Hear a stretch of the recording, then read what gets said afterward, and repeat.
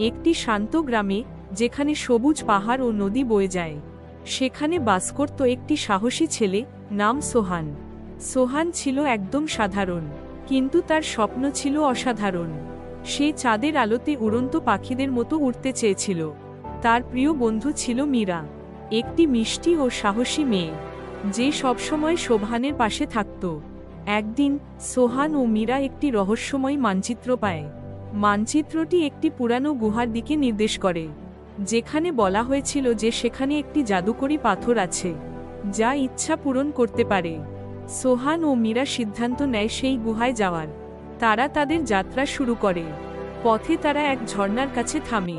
সেখানে তারা একটি বৃদ্ধাকে দেখে, যিনি তাদের বললেন, এই পথে যাওয়ার জন্য সাহসী হতে হবে। বিপদ আসবে, কিন্তু বন্ধুত্বের শক্তি সবকিছু কাটিয়ে উঠতে পারে।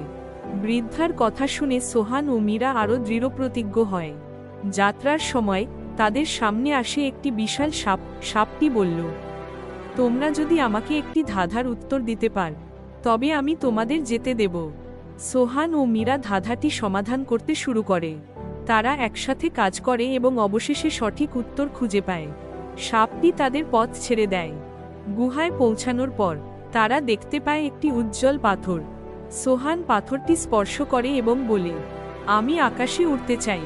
পাথরটি জ্বলে ওঠে এবং সোহান হঠাৎ করে আকাশে উড়তে শুরু করে।